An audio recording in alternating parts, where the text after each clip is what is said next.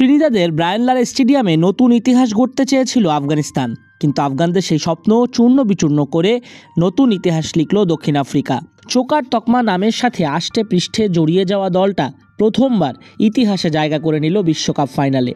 আইসিসির হটকারী ফিকচারের কারণে কোনো রকম অনুশীলন ছাড়াই সেমিফাইনালের মেগা মঞ্চে দক্ষিণ আফ্রিকার মুখোমুখি হয় আফগানরা। কিন্তু উইকেট সম্বন্ধে পর্যাপ্ত ধারণা না থাকার পরও টস জিতে আগে ব্যাটিং করার সিদ্ধান্ত নেন অধিনায়ক রশিদ খান, যা হয় হিতে বিপরীত। আর ত্রিনিদাদ অ্যান্ড টোবাগোর উইকেট সত্যিকার অর্থে বেশ বাজে ছিল ব্যাটিংয়ের জন্য। এই উইকেট বাংলাদেশের মিরপুর হলে ডিমেরিট পয়েন্ট সঙ্গে সঙ্গেই পেত। যাই হোক, এবারে বিশ্বকাপে দুই ওপেনার রহমানুল্লাহ গুরবাজ ও ইব্রাহিম জাদরানের ব্যাটে ভর করে সেমিতে আসে আফগানরা। সবচেয়ে বড় ম্যাচে ব্যর্থ দুজন। ম্যাচে ষষ্ঠ বলে 0 রানে গুরবাজকে স্লিপে বন্দি করেন দীর্ঘদেহী পেসার মার্কো ইয়ানসেন। 3 নম্বরে নামেন অভিজ্ঞ গুলবাদিন নাইব। 9 রানে এই ব্যাটারকেও সাজঘরে ফেরান ইয়ানসেন। আফগানদের শেষ ভরসা ইব্রাহিম জাদরানও থিতু হতে পারেননি। রাবাদার মুখোমুখি হয়ে বোল্ড হয়ে ফেরেন 2 রানে।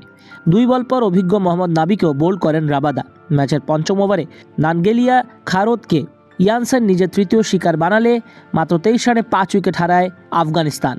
ম্যাচে আফগানদের টপ স্কোরার 10 রান করা আজমতুল্লাহ ওমরজাইয়ের উইকেট তুলে নেন দারুণ ফর্মে থাকা প্রোটিয়া পেসার হাইনরিক নরকিয়া।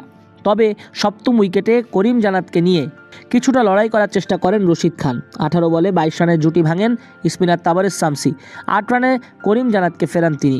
1 বল পর নূর আহমেদকেও তুলে নেন শামসি, আর রশিদ খানের স্টাম্প উড়িয়ে দেন নরকিয়া। এরপর পেসার নাভিনুল হক শামসি তৃতীয় শিকারে পরিণত হলে মাত্র 56 রানে অল আউট হয় আফগানিস্তান, যা আন্তর্জাতিক টি-20 টুর্নামেন্টের নক আউট পর্বের ম্যাচের সর্বনিম্ন দলীয় সংগ্রহ। 2023 সালে আফ্রিকা ক্রিকেট অ্যাসোসিয়েশন কাপের সেমিফাইনালে উগান্ডার বিপক্ষে 62 রানে অল আউট হয়েছিল বতসোয়ানা। 56 রানের এই পুঁজি টি-20তে আফগানিস্তানেরও সর্বনিম্ন স্কোর। এর আগে 2014 টি-20 বিশ্বকাপে মিরপুরে বাংলাদেশের বিপক্ষে 72 রানে অল আউট হয়েছিল আফগানিস্তান। মামুলি টার্গেট তাড়া করতে নেমে শুরুতে অবশ্য হোঁচট খায় দক্ষিণ আফ্রিকাও। মাত্র 5 রান করে ফজল হক ফারুকের বলে বোল্ড হয়ে ফেরেন কুইন্টন ডিকক। আবারও রূপকথার স্বপ্ন দেখার ভিত পায় আফগানরা, কিন্তু ওপেনার রেজা হেনড্রিক্স আর দেশটার একসময় যুব বিশ্বকাপ জয়ী অধিনায়ক মার্করাম পা হড়কায়নি। দুজনের 43 বলে 55 রানের জুটিতে 67 বল আর 9 উইকেট হাতে রেখে বিশাল জয় প্রথমবার বিশ্বকাপ ফাইনালে দক্ষিণ আফ্রিকা। 25 বলে 29 রানে হেনড্রিক্স আর 29 বলে 23 রানে অপরাজিত ছিলেন মার্করাম। তবে 3 ওভারে মাত্র 16 রান দিয়ে 3 উইকেট নিয়ে ম্যাচ সেরা হন Protea pacer Marco Jansen. ICC champions ট্রফিতে 1998 সালে প্রথম সংস্করণে চ্যাম্পিয়ন হবার পর এবার প্রথম আইসিসির কোনো ইভেন্টের ফাইনাল উঠল দক্ষিণ আফ্রিকা।